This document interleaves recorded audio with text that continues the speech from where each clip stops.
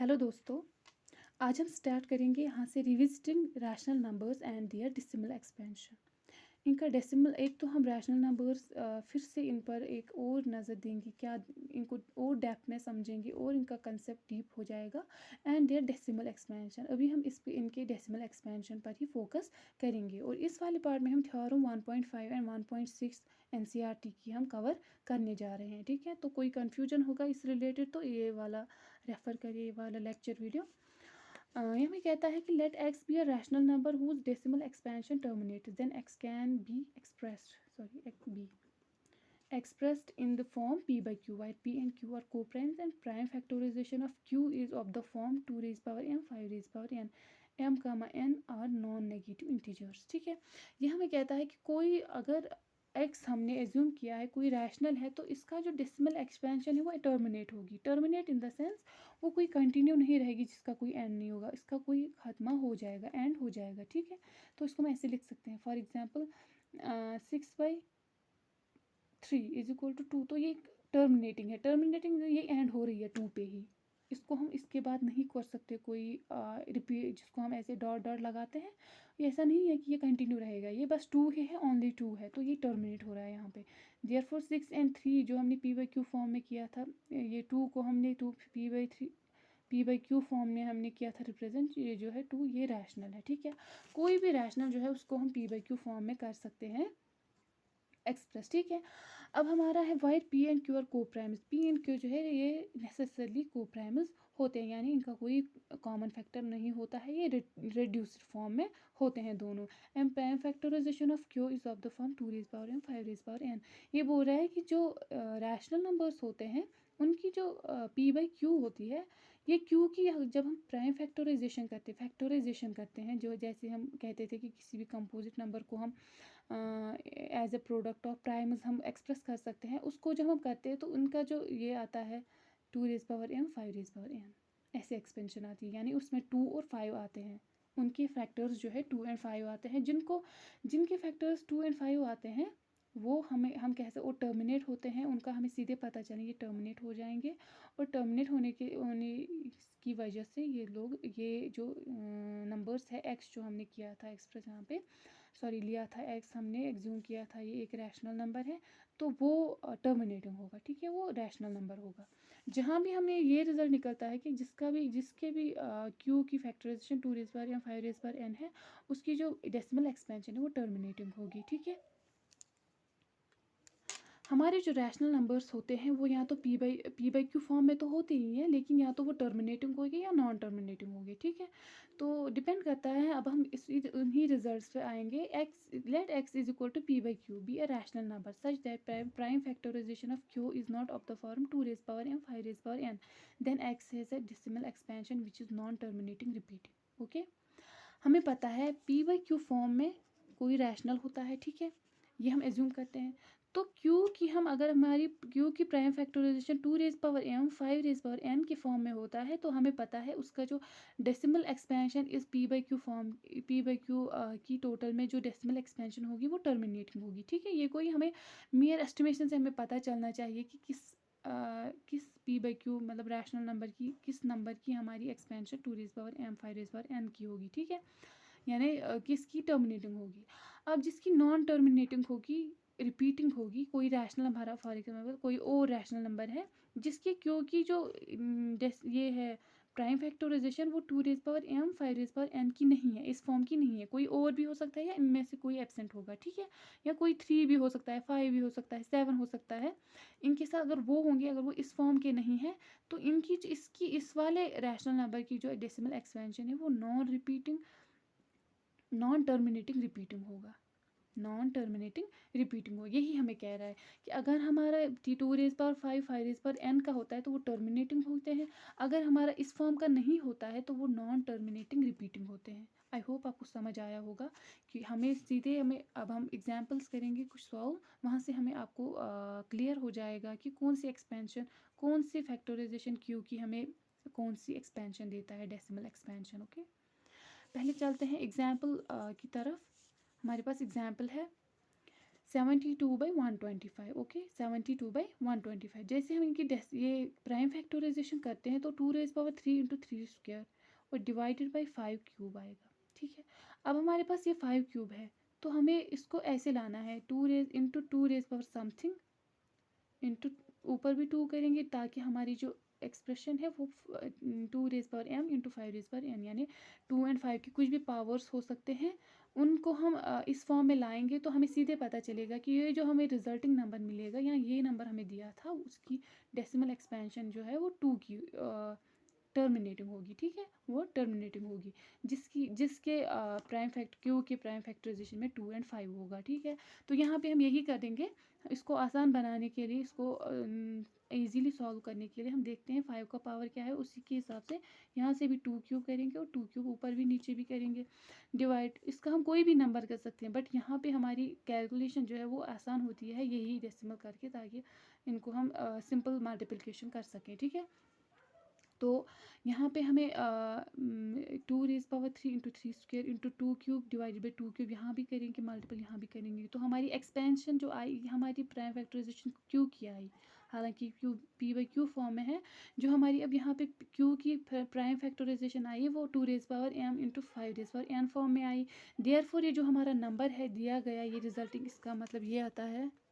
तो हमें यहाँ पे जो होता है, यहाँ पे हमें क्या रिजल्ट कंक्लूजन आता है कि इसी फॉर्म में हम कह सकते हैं इसकी डेसिमल एक्सपेंशन कैसी है, वो टर्मिनेटिंग होगी, नॉन टर्मिनेटिंग, रिपीटिंग होगी, क्या होगी।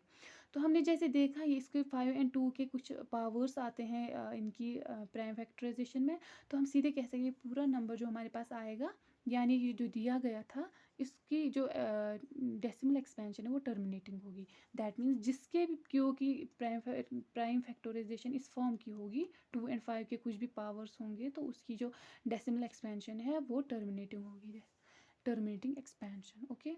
0.576, तो दैट मीन्स ये 6 पे ही एंड हो जाता है। यहाँ पे कोई रिपीटिंग कुछ नहीं आता, ना तो रिपीटिंग आता है ना कोई कंटिन्यू। हमें जैसे यहाँ पे हमें कंटिन्यू देना तो हम डॉट डॉट डॉट लगाते हैं ताकि हम आगे वाली नहीं लिख सकते, बट ये कंटिन्यू हो रहा है, तो वैसा यहाँ नहीं है। यहाँ पे एंड हो रहा है, तो यहाँ पे इसकी डेसिमल एक्सपेंशन जो है वो टर्मिनेटिंग है, ओके, यानी ख़त्म होने वाली, यहाँ पे ख़त्म हो रही है, ओके। इसके बाद और एक एग्जाम्पल पे आते हैं। 20 divided by 11 is equal to 0.181818 etcetera. 20 divided by 11, अब हम यहाँ पे तो कुछ नहीं कर सकते, इसको हम इस फॉर्म में तो नहीं ला सकते क्योंकि 11 जो है खुद प्राइम है। तो हम जैसे थ्योरम पढ़ी थी कि सिर्फ कंपोजिट नंबर्स को ही हम कंपोजिट नंबर्स को ही in the form of product of primes लिख सकते हैं। तो ये खुद एक प्राइम नंबर है, तो इसका कोई और फैक्टर नहीं होगा, इसको हम 11 इंटू 1 लिखेंगे, वो 11 ही आ जाता है। तो इसकी जो एक्सपेंशन है वो ऐसी नहीं है, वो ऐसी इस फॉर्म की नहीं है, 5 इंटू 2 के पावर्स में नहीं है, सिर्फ 11 है, कुछ और ही है, ठीक है। दैट मीन्स 20 डिवाइडेड बाई 11 को हम जब डिवाइड करते हैं तो वो यहाँ पे हमने डॉट लगाए हैं ना, दैट मीन्स ये नॉन टर्मिनेटिंग, ये एंड नहीं हो रहा है। जैसे हम इसको कैलकुलेटर पर करेंगे तो वहाँ पे भी हमें 18181818181 कंटिन्यू चलता रहेगा, यानी ये नॉन टर्मिनेटिंग, ये ख़त्म नहीं होता। और प्लस ये रिपीटिंग है क्योंकि 18 फिर आ रहा है, फिर 18 फिर 18 फिर 18। दैट मीन्स हमें यहाँ से यही मिलता है कि 2^m5 इंटू 5^n फॉर्म में यहाँ नहीं है, तो दैट मीन्स इसकी डेसिमल एक्सपेंशन जो है वो नॉन टर्मिनेटिंग रिपीटिंग, ठीक है, ऐसी होगी। दैट मीन्स जो जो यहाँ पे जो हमने क्यू लिया है, इसी की प्राइम फैक्टराइजेशन हमें पता चलता है कि इसकी डेसिमल पूरे नंबर की डेसिमल एक्सपेंशन कैसी होगी, टर्मिनेटिंग होगी या नॉन टर्मिनेटिंग रिपीटिंग होगी, वो डिपेंड करता है इस क्यू के प्राइम फैक्टराइजेशन पे, ओके। यहाँ पे हम मेयर एस्टिमेशन से इसको कह सकते हैं कि ये नॉन टर्मिनेटिंग रिपीटिंग है, ओके। तो जो हमें रिजल्ट निकलता है, therefore non terminating repeating expansion. जो हमने अभी थ्योरेटिकल पार्ट पढ़ा उसी की हमें थ्योरम 1.5 एनसीईआरटी की हमें कहती है कि अगर हम एक्स कोई रैशनल नंबर लेते हैं p/q फॉर्म में, और q की जो डेसिमल एक्सपेंशन है q की जो prime factorisation 2^m into 5^n है, तो इसकी जो पूरे नंबर की जो x की जो डेसिमल एक्सपेंशन होगी वो टर्मिनेटिंग होगी। और ये हमें यही कहता है कि यही हमें इस वाली थ्योरम से पता चलता है। और थ्योरम 1.6 हमें इसका वाइस वर्सा, यानी अगर p/q की जो प्राइम फैक्टराइजेशन है वो 2^m इंटू 5^n की नहीं हुई, अगर वो इस फॉर्म की नहीं हुई प्राइम फैक्टराइजेशन तो दैट मीन्स ये पूरा नंबर जो है इसकी जो डेसिमल एक्सपेंशन है वो नॉन टर्मिनेटिंग रिपीटिंग होगी। ओके, ये हमने अभी ही किया था, फिर भी रिमाइंडर है। इसके बाद हम स्टार्ट करते हैं एक्सरसाइज 1.4। यहाँ से हमें ये क्वेश्चन नंबर हमें कहता है without actually performing the long division state whether the following rational numbers will have a terminating decimal expansion और a non terminating repeating decimal expansion.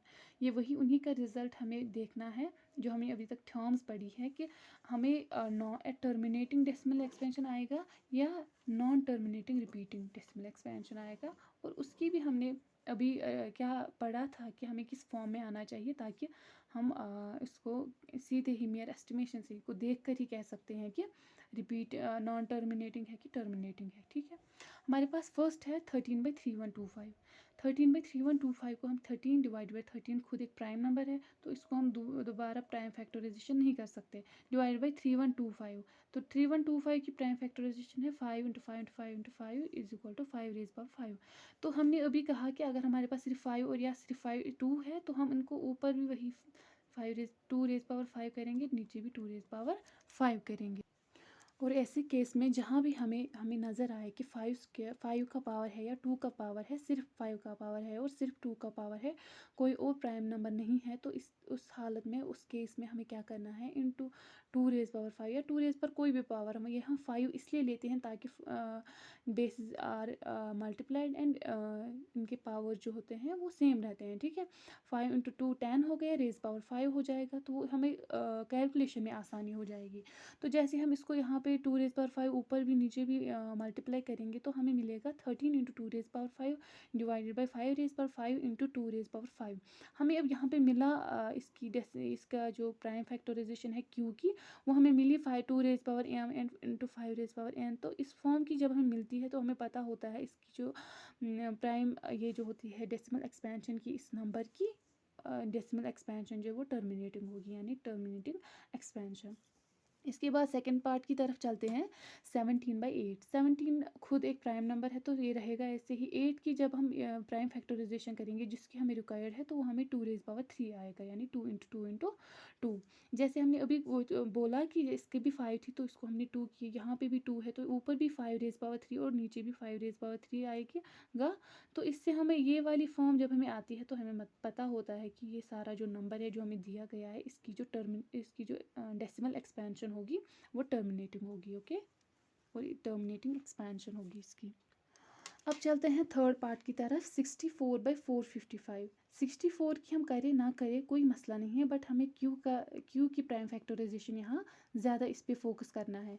तो यहाँ पे भी हमने किया है 2 रेज पावर 6 हमें आता है 64, तो हमें आएगा 454 की जब हम करेंगे प्राइम फैक्टराइजेशन तो वो आती है 5 × 7 × 13। तो जहाँ हमें 5 तो आता है, 7 आता है, 13 आता है, यानी 5 अगर होता अकेला तो हम इंटू 2 करते, ऊपर भी 2 नीचे भी 2 करते तो हमें हो जाता। लेकिन यहाँ 7 भी है, 13 भी है, दैट मीन्स यहाँ 2 और 5 के अलावा भी 7 और 13 है, तो दैट मीन्स ये हम पॉसिबल नहीं है कि यहाँ पे जो है prime factorization 2 raise power m × 5 raise power n की फॉर्म में आए। देयरफॉर यहाँ पे 7 भी है, 13 भी है, इसकी जो डेसिमल एक्सपेंशन होगी वो नॉन टर्मिनेटिंग रिपीटिंग होगी क्योंकि वो इस फॉर्म में नहीं है। Okay, non terminating repeating expansion. Okay, इसके बाद हमारा फोर्थ पार्ट है 15/1600। Okay, 15 divided by 1600, factorising the denominator. हम सिर्फ डिनोमिनेटर को फैक्टराइज करते हैं क्योंकि हमें रिक्वायर वही होता है जिससे हमें ये सीधे हमें पता चलता है कि इसकी जो एक्सपेंशन कौन से टाइप की है। 1600 की जब हम करेंगे तो वो 2 रेज पावर 6 × 5 रेज पावर 2। तो यहाँ पे हमें ये एक्सपेंशन जो है इसकी ये 2 रेज पावर m इंटू इस फॉर्म की आ जाती है, तो सीधे हमें पता चलेगा जो नंबर हमारे पास दिया गया है इसकी जो है टर्मिनेटिंग एक्सपेंशन होगी। ठीक है, ऐसे ही क्वेश्चन पार्ट 5 की तरफ चलते हैं। 29/343, इसकी डिनोमिनेटर की जैसे करते हैं 7 × 7 × 7, 7 रेज पावर 3। तो यहाँ पॉसिबल नहीं है 2 raise power m × 5 raise power n form में लाने की, तो देयरफॉर यहाँ पे भी नॉन टर्मिनेटिंग रिपीटिंग एक्सपेंशन होगी इस नंबर की। ओके, और यहाँ पे 23/2 रेज पावर 3 5 रेज पावर 2, यहाँ पे हमें 2 raise power m 5 raise power n form में आता है तो ये टर्मिनेटिंग हो जाएगा। हमें डिनोमिनेटर की प्राइम फैक्टराइजेशन को ज़्यादा फोकस पे ही ज़्यादा फोकस करना है। ठीक है,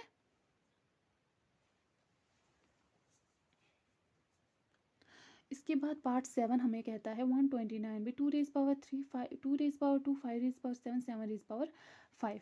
तो अगर हमारे पास सिर्फ ये पार्ट होता, अगर हमारे पास सिर्फ 2 एंड 5 वाला पार्ट होता तो हम सीधे कहते कि इसकी टर्मिनेटिंग है, बट यहाँ पे 7 भी इंक्लूडेड है इसके प्राइम फैक्टराइजेशन में, देयरफॉर इसकी जो है वो नॉन टर्मिनेटिंग रिपीटिंग होगी। इसके बाद 8th पार्ट है 6 डिवाइडेड बाई 15। 6 डिवाइडेड बाई इसको जैसे 3 2 ज़ार 3 3 3 5 ज़ार तो 2/5 आएगा। 2/5 तो जहाँ 5 होता है वहाँ पे हम इंटू 2 करेंगे, इंटू 2 करेंगे तो 5 एंड 2 के फॉर्म में आएगा 2 rays power m 5 rays power n। इस फॉर्म में जब आता है, इनके भी कोई भी पावर्स हो फिर, लेकिन ये होंगे अवेलेबल तो टर्मिनेटिंग होता है, ठीक है। तो जो हमारा 6/15 है इसका टर्मिनेटिंग हो, इसको डिवाइड भी करेंगे हम सिंपली, इसको हम जैसे कर सकते हैं आसानी से। तो जैसे हम इसको डिवाइड कर सकते हैं वो 6 डिवाइडेड बाई 15 आएगा तो 0.15 4 ज़ार, ओके 0.4। तो ये टर्मिनेटिंग है, तो यहाँ पे भी हमें ये प्रूव हो जाता है कि टर्मिनेटिंग है, इसकी एक्सपेंशन जो है टर्म यहाँ पे ख़त्म हो जाती है। इसके बाद पार्ट 9 है हमारे पास 35 डिवाइडेड बाई 50। तो यहाँ पे भी हम डिनोमिनेटर की एक्सपेंशन, यहाँ पे भी डिनोमिनेटर की फैक्टराइजेशन करके 5 इंटू 10 आएगा। तो यहाँ पे हम 5 5 कैंसिल हो जाएगा और यहाँ पे हम ऐसे ला सकते हैं 2 5 को हम एक्सप्रेस कर सकते हैं 2 इंटू 5। तो यहाँ पे हमारा 2 एंड 5 आ गए पावर्स, चाहे कुछ भी हो, लेकिन 2 एंड 5 आ गए, 2 rays power m 5 rays power n। तो देयरफॉर इसकी जो टर्मिनेटिंग होगी, ओके, यानी 35/50 इसकी जो डेसिमल एक्सपेंशन होगी वो टर्मिनेटिंग एक्सपेंशन होगी। 77 डिवाइड बाई 210 10th पार्ट है, और 210 की जब हम करते हैं 2 3 इंटू 7 इंटू 10 और ऊपर जी 7 इंटू 11 आएगा, 7 7 कैंसिल हो जाता है, 3 इंटू 10। तो यहाँ पे भी हमें 3 आता है, 5 आता है, 2 आता है। अगर सिर्फ ये दो आते तो हमारा टर्मिनेटिंग होता, बट यहाँ पे 3 भी इंक्लूडेड है, देयरफॉर इसका जो है डेसिमल एक्सपेंशन होगी वो नॉन टर्मिनेटिंग रिपीटिंग होगी, ओके। क्वेश्चन नंबर 2 की तरफ चलते हैं। यह हमें कहता है कि write down the decimal expansion of those rational numbers in question number 1 above which have terminating decimal expansion. ये हमें कह रहा है कि जो हमने अभी तक क्वेश्चन नंबर 1 में सॉल्व की, उनमें से जिस पार्ट का टर्मिनेटिंग डेसिमल एक्सपेंशन है उनका हमें सीधे डेसिमल एक्सपेंशन हमें उनका लिखना है, ठीक है, हमें राइट डाउन करना है। अब सबसे पहला पार्ट जो है हमारा टर्मिनेटिंग निकला था वो 13/3125 है। 3125 इनका हमने ये डिवीजन मेथड से हमें निकालना है, और उसका एक्सपेंशन डिवीजन मेथड से सबसे पहले सॉल्व करेंगे, और जहाँ जो हमारा क्वोशंट आएगा वो हमारी जो है डेसिमल एक्सपेंशन आएगा, ठीक है, जो हम लिख सकते हैं सॉल्व करके। हम 13 डिवाइडेड बाई 3125 जो है 13 को डिवाइड करेगा। तो पहले पॉइंट आएगा 0, यहाँ आएगा 13 1 30, यहाँ पे 0 आएगा, यहाँ पे 0 आएगा, तो 3125 बहुत बड़ा, इसलिए 0 फिर से करेंगे 13000, ठीक है, और यहाँ पे हमने 0 लिया, यहाँ पे भी 0 आएगा। तो इसके बाद फिर से यहाँ पे 0 आता है, तो यहाँ पे फिर से हम करेंगे डिवाइड, तो यहाँ पे हम अभी कर सकते हैं डिवाइड 4 से, और यहाँ पे हमें ये रिज़ल्ट आता है। उसके बाद 1 से फिर 6 से हमारा रिमाइंडर जो है 0 आ जाता है। जहाँ हमारा रिमाइंडर फिर 0 आ जाता है तो यहाँ पे हम कह सकते हैं कि ये इसकी एक्सपेंशन यहाँ पे फिनिश हो रही है, क्योंकि रिमाइंडर अब 0 आ रहा है। तो इसके बाद 13 डिवाइडेड बाई 3125 जो है वो इसके बराबर 0.00416 यहाँ पे टर्मिनेट हो जाता है, यानी यही टर्मिनेटिंग डेसिमल एक्सपेंशन कहलाता है, जो ख़त्म हो जाए किसी पॉइंट पे। इसके बाद अगला जो था टर्मिनेटिंग, वो सेकंड पार्ट था 17/8। तो 17 को डिवाइड करना है 8 से, 17/8 तो 2.125, जहाँ फिर रिमाइंडर 0 आता है, और इसमें रिमाइंडर जब 0 हो जाता है दैट मीन्स हमारी एक्सपेंशन इसकी जो है वो यही हो जाएगी। तो यहाँ पे 17/8 आएगा 2.125, और यहाँ पे आप कॉपी करके देख सकते हैं और चेक भी कर सकते हैं, यही एक्सपेंशन हमने सॉल्व करके यही आया है, और ये 2.125 ये मैनुअली सॉल्व किया हुआ है, और यहाँ पे ये रिज़ल्ट आता है, ये टर्मिनेटिंग है, ओके। इसके बाद थर्ड पार्ट है 64/450, ये नॉन टर्मिनेटिंग निकला था, बस हम वही लिखेंगे जो हमारे टर्मिनेटिंग निकले थे, ओके। इसके बाद पार्ट 4 हमारा टर्मिनेटिंग निकला था 15 डिवाइड बाई 1600। तो 1600 जो है 15 को डिवाइड करेगा, तो ऐसी डिवाइड प्रोसेस चलती रहेगी, डिवीजन प्रोसेस, जैसे जहाँ तक हमारा जो रिमाइंडर है 0 नहीं आ जाता हमें तब तक कंटिन्यू करना है डिवीजन प्रोसेस, और जहाँ वो 0 आ जाता है तो जो हमारा जो क्वोशंट है यही इसकी डेसिमल एक्सपेंशन आ जाती है, यानी 15/60 इज इक्वल टू 0.00900937 5, ओके। इसके बाद जो पार्ट टर्मिनेटिंग हमारे पास आया था वो 23 divided by 2^3 into 5²। 23 divided by, इसको सॉल्व करके हमें 200 निकलेगा, यानी 23 डिवाइडेड बाई 200। 200 जैसे 23 को डिवाइड करेगा वहाँ हमें जब तक रिमाइंडर 0 निकलता है, जो भी एक्सपेंशन यहाँ क्वोशंट आता है यही हमारी decimal expansion of those two numbers, इन दो नंबर्स का है, यानी इस फ्रैक्शन का है। तो यहाँ पे 23 डिवाइडेड बाई 200 हमें 0.115 टर्मिनेट हो जाता है यहाँ पे, तो ये हमारी एक्सपेंशन निकलती है। इसके बाद अगले पार्ट पर पहुंचते हैं, 8th पार्ट पर, जो हमारा टर्मिनेटिंग निकला था 6 डिवाइडेड बाई 15। तो यहाँ पे 3 2 ज़ा 3 5 ज़ा 2/5 निकले था, तो 2 को डिवाइड करेगा 5। जैसे इसको 2 को डिवाइड करेगा 5, तो यहाँ तक हमारा रिमाइंडर 0 आता है। यहाँ पे जो क्वोशंट आता है इस तक पहुँचने के तक, इस तक पहुँचने तक जो हमारा क्वोशंट आता है, क्वोशंट हमारा वही हमारा जो है डेसिमल एक्सपेंशन ऑफ ये आता है जो हमारे पास क्वेश्चन दिया हुआ है, यानी 2/5 इज इक्वल टू 0.4 जो टर्मिनेट होता है। उसके बाद पार्ट 9 में हमें आता है 35 डिवाइडेड बाई 50, और इसको हम जब डिवाइड ये करते हैं 5 7 ज़ा 5 10 ज़ा, तो 7/10 आता है। 7 को डिवाइड करेगा 10, तो वहाँ पे आएगा 0.7। इसको हम मेयरली ऐसे भी ये मान सकते हैं कि 0.7 है, और इसको डिवाइड करने के बाद जब हमें रिजल्ट आता है इसका रिमाइंडर 0 निकलने तक, वो क्वोशंट हमारा इसकी डेसिमल एक्सपेंशन निकलती है। Okay, the following, question number 3 हमें कहता है इसके बाद, the following real numbers have decimal expansion as given below. इस बार इस क्वेश्चन में हमारे पास वही से डेसिमल एक्सपेंशन दी गई है, हमें निकालने को नहीं कहा है बल्कि वही से दी गई है। इन ईच के decide whether they are rational और इरेशनल। उस एक्सपेंशन को देखने के बाद हमें डिसाइड करना है कि ये रैशनल है या इरेशनल है। If they are rational and of the form p/q, अगर वो रैशनल है और ऑफ द फॉर्म p/q है, what can you say about prime factors of q। क्योंकि जो हम अगर वो है रैशनल नंबर्स है ऑफ द फॉर्म p/q, तो q की जो इसका डिनोमिनेटर है इसकी प्राइम फैक्टराइजेशन के बारे में आप क्या कहोगे। ठीक है, सबसे पहले हम एक्सपेंशन को देखेंगे। एक्सपेंशन के बाद हम डिसाइड करेंगे कि उसकी 2^m इंटू 5^n फॉर्म की होगी। अगर होगी तो हम कहेंगे कि रैशनल नंबर जो है q जो है उसकी फैक्टराइजेशन इस टाइप की है। अगर नहीं होगी तो हम कहेंगे वो इस फॉर्म की नहीं है। ओके, हमारे पास पार्ट 1 है 43.123456789, हमारे पास ये क्वेश्चन दिया हुआ है। ठीक है, तो हमें यहाँ दिख रहा है, हमें जैसे हम सीधे हम कह सकते हैं कि ये टर्मिनेट हो रहा है finite number of decimal places के बाद ही टर्मिनेट हो रहा है। यहाँ मतलब यहाँ के बाद ये कंटिन्यू नहीं हो रहा है और ये रिपीट भी नहीं हो रहा है।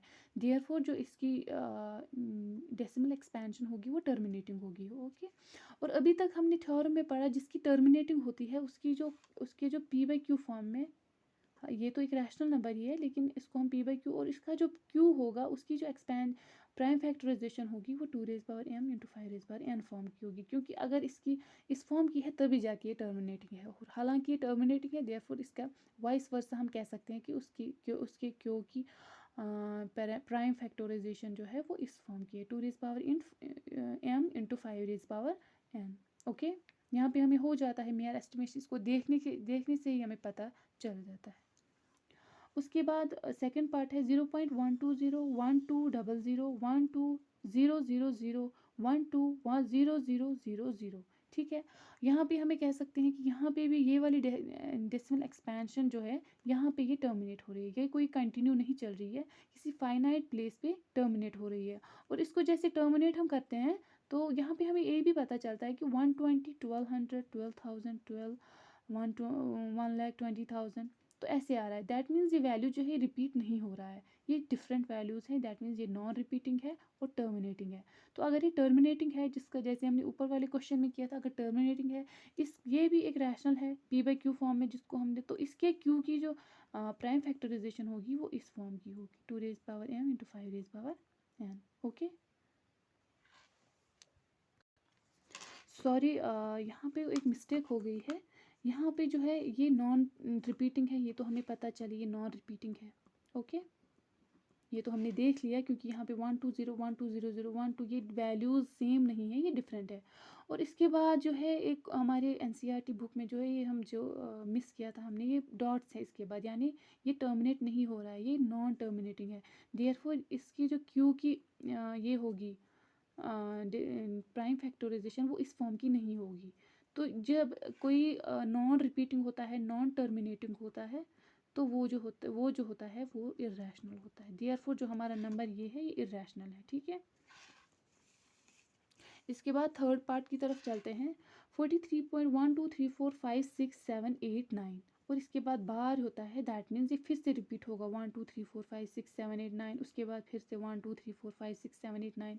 तो ये बार हमें इसके ऊपर दिखाता है कि ये वाला पार्ट जो है इसके बाद रिपीट होता जाएगा, ठीक है। तो दैट मीन्स जो 43 पॉइंट ये जो है, इसका हमें डेसिमल एक्सपेंशन चाहिए, ये रिपीटिंग है और नॉन टर्मिनेटिंग है। और यहाँ पे हमें पता चलता है कि जब रिपीटिंग या नॉन टर्मिनेटिंग, तो वो रैशनल नंबर होता है। रैशनल नंबर अगर होता है तो इसका जो पी बाई क्यू फॉर्म है, और क्यू की जो प्राइम फैक्टराइजेशन है, हालांकि ये रिपीटिंग नॉन टर्मिनेटिंग है, तो जब रिपीटिंग नॉन टर्मिनेटिंग होता है तो इसकी डेसिमल एक्सपेंशन जो है वो इस फॉर्म की नहीं होती है, ये इस फॉर्म की नहीं होती है, ओके, ये इस फॉर्म की नहीं होती है। रिपीटिंग नॉन टर्मिनेटिंग इस फॉर्म की नहीं होती है, अगर टर्मिनेटिंग हो इस फॉर्म की होती है। और जब इरेशनल नंबर हमारे पास हो तो उसके लिए हमारे पास डिफाइंड नहीं है कि इस फॉर्म का होगा या नहीं होगा, ठीक है। Since this is a non-terminating repeating decimal expansion, it is a rational number of form p by q, okay।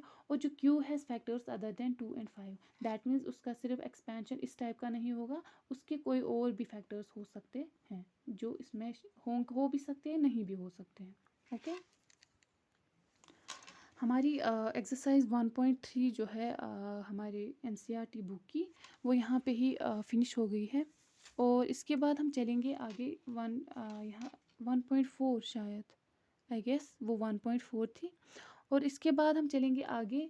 ये कुछ नोट हैं, एक्स्ट्रा नोट्स जो हमें ये पता होने चाहिए। Suppose we have positive integers p, q, we have positive integers p and q। Relation between HCF of P and Q and LCM of P and Q is as, जो हमने अभी तक ये रिलेशन पढ़ी है ऑलरेडी, कि HCF हमारे पास दो इंटीजर्स फॉर एग्जांपल है, पॉजिटिव होंगे P, Q, तो इनका जो HCF एंड LCM है, उनकी रिलेशन हम ऐसे लिख सकते हैं कि HCF of those two numbers into LCM of इन दो नंबर्स का is equal to product of these numbers. जो दैट मीन्स इन दो नंबर्स का जो HCF निकलेगा इनटू LCM निकलेगा, वो इनके प्रोडक्ट के बराबर होता है, ओके।